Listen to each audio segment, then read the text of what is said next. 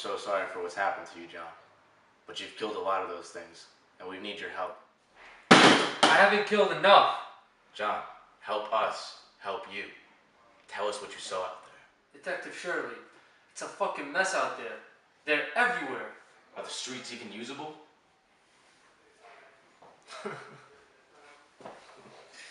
No. How have you been able to take out so many of them? You take out the head, and then the body falls with it. I've been using this to take out their heads. Do you think they have any method of reasoning, or no? No.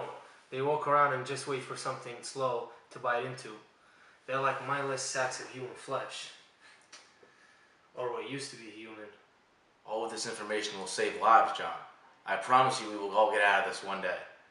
And we'll look back and wonder what we were worried about. You're right, but it's only over when I'm done with it.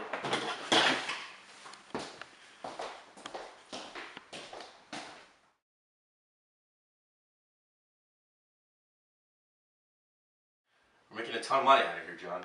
I hate to say it, but with so many brokers out of the picture, we stand to make a fucking killing here. No pun intended. We made $1 million this week alone in the market. That's $12 million this quarter, and I know what to do with it. What are you thinking? They have those things, those fucking things, in facilities around the country, doing nothing but walk around and waste my tax money. And I'm fucking funding them. They killed my entire family. I can't believe it. I want to take them and make them useful. I want to sell them as pets, put them in the zoo, do whatever, something. I want to use them as crash dummies. I don't really care because they're profitable. John, I don't think they're going to let you buy the undead. Well, they haven't met my lawyer. Or me.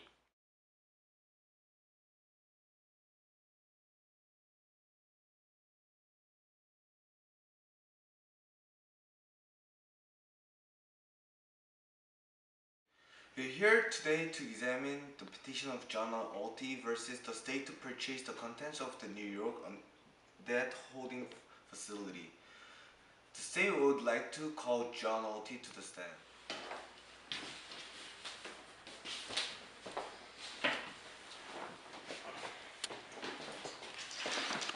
Mr. Ulti, please explain to the court why you're filing this petition, for anyone that may not know. On June 6th of last year, I came home to find my family being eaten by zombies.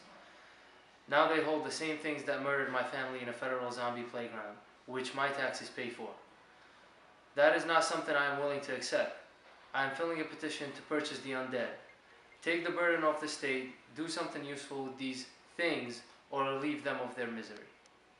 Mr. Ulti, you are aware that these things are people's brothers and sisters, husbands and wives. Putting them out of their misery could be considered murder. They're not human, and last I checked, they're doing nothing but waste my time and money. They don't think, they don't show any human-like behavior, and they're not learning anytime soon. The state should be thanking me. I do see your point, but I would still like to call my own witness to the stand.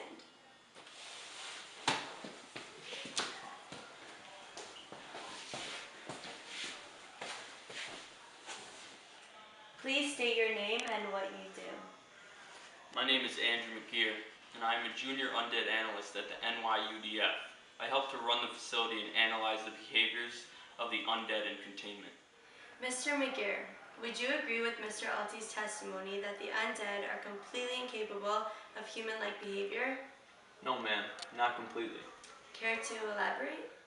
Well, for the most part, he is correct, but the containees have shown some signs of development. When they first ended up in the facility, they would wander around aimlessly and block off the gates we used to feed them through.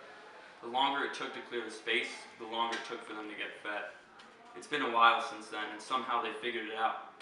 Right around both daily feeding times, the containees flocked towards the back of the facility and away from the doors. They figured it out somehow. Very interesting. Is there anything else? The gates are electric, and every time the containees try to escape and touch the gate, they receive an electric shock. At first, they would mindlessly walk into the gate and were electrocuted. After a month of being contained, they started to respond to the painful shock, and now they avoid touching the gate and trying to escape. They're slowly developing and learning, which brings hope that they may be cured someday. Judge Romero, the state rests.